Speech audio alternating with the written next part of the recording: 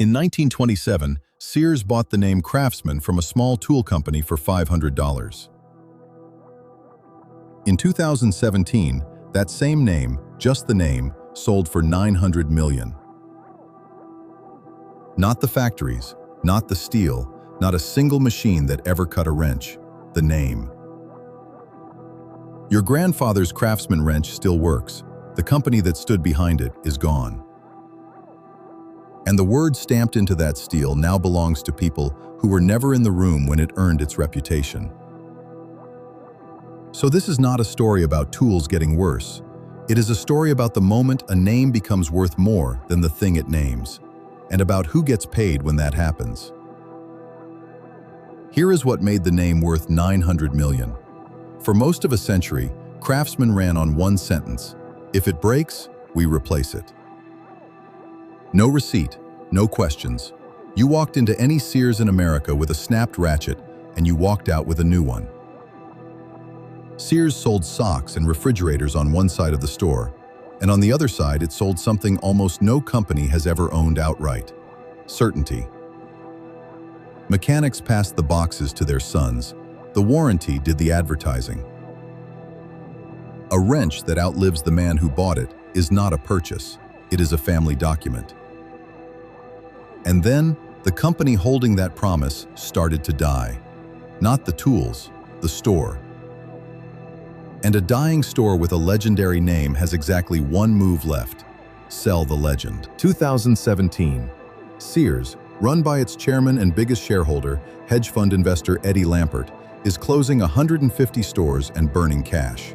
Stanley Black Decker, a public toolmaker with factories all over the world, steps in and buys the Craftsman brand for about $900 million. Look at how that money actually moves, because the structure is the whole story. $525 million in cash up front, another $250 million 3 years later, and then the strange part. For the next 15 years, Sears collects a royalty, around 3%, on every new Craftsman product Stanley sells. Read that again. The seller keeps getting paid. Sears earns money on every new Craftsman wrench sold in America into the 2030s. Wrenches Sears never forged. In stores Sears never owned. For customers Sears lost years ago. The name is not a logo anymore. It is a toll booth. And what did the buyer get for all that money? Not one factory came with the deal. What Stanley bought was permission. Permission to press 90 years of another company's reputation into steel it already makes, in plants it already runs, at costs it already controls. That is the quiet genius of the whole transaction, and the reason to look at every trusted name in the hardware aisle differently. Trust, it turns out, can be separated from the thing that earned it, packaged, priced, and transferred like a building. The tools didn't change hands, the believing did. The name is not a logo anymore, it is a toll booth. Trust can be separated from the thing that earned it. The tools didn't change hands, the believing did. Now watch what happens to the famous guarantee, because this is the clause nobody slows down to read. The lifetime warranty was never generosity. It was the best advertisement in American retail, and it worked because it was expensive. Every unconditional replacement was a real cost, sitting on a real ledger, which is exactly why customers believed it. A promise that costs the promiser nothing convinces nobody. Officially, the lifetime warranty on Craftsman hand tools still exists today. You can walk into a big box store and swap a broken ratchet. But the fine print has been quietly renegotiated. Claims that once needed nothing now want documentation and online forms. Wear is excluded. Misuse is excluded. Power tools, 1 to 3 years depending. Storage and lawn equipment, a sliding scale. And owners report replacements being refused that would have been automatic under Sears. The word lifetime survived. The blank check did not. And that is the pattern to remember, because it is the most profitable move in modern branding. Keep the promise as a slogan, retire it as an obligation. The halo stays on the box and keeps selling tools. The liability quietly comes off the books. Nothing dramatic ever gets announced, because nothing dramatic happened. 1,000 small exclusions did the work. one clause at a time. I break down the money machine inside one American brand every single week. The clauses, the royalties, the parts too dry for a thumbnail. It is free, on Telegram, link in the description. Now the factory, because they really did try to bring it home. When Stanley bought the name, it made a public promise. Bring Craftsman manufacturing back to America. And to be fair, they spent real money trying. $90 million, a brand new plant in Fort Worth, Texas.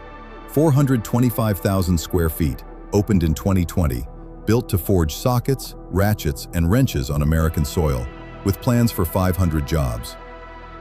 It never got there. In March 2023, barely 3 years in, Stanley announced the plant would close. 175 workers. The building was shut by the following year, and the investment was written off as part of a $2 billion cost-cutting plan. Here is the arithmetic that killed it, and it is brutally simple. An American-made mechanics tool needs a retail price roughly 40 to 60% higher than the same tool made overseas. Put both on a shelf under the same logo, and the customer settles the argument in about 4 seconds. The factory did not fail because Americans cannot make wrenches. It failed because the name no longer required them to. So today, the same Craftsman logo can sit on tools from different factories, in different countries, at different reported quality levels, depending on which store shelf you are standing in front of. Buyers comparing boxes have reported the pattern for years. One chain's stock from one country, another chain's from another. The stamp used to tell you what was inside the steel. Now it tells you what the marketing is allowed to charge for it. The logo and the object have been formally divorced. The logo got the house. So run the final scoreboard, because every seat at this table got paid except one. Sears, the company that let the empire slip in the first place, walked away with $900 million. Plus a 15-year stream of royalties on tools it will never touch. Dying, it turned out, was no obstacle to collecting. Stanley Black Decker got a century of American trust at a price no advertising budget could ever rebuild. And it is spending that trust the way heirs spend an inheritance, stamping a revered name onto global production, keeping the lifetime halo in the marketing, and letting the expensive promises die quietly of arithmetic. The only person with no seat at that table is the one holding the actual wrench, the mechanic who trusted the stamp, the father who bought the box because his father bought the box. That loyalty was the asset. It was measured, priced at $900 million, and sold. And nobody asked the loyal, because assets do not get a vote. So here is what this whole story earns. In 1927, $500 bought the name Craftsman. 90 years later, the same name sold for $900 million, nearly 2 million times the price. And in all that time, through every owner, nobody ever paid a dime for the wrench itself. The wrench was never the product. Your certainty was. And certainty, once sold, is the one thing on that shelf that never comes with a warranty. If you want the money map behind the next trusted name on your shelf, subscribe. And come find the deeper breakdowns, free on Telegram. A new one every week.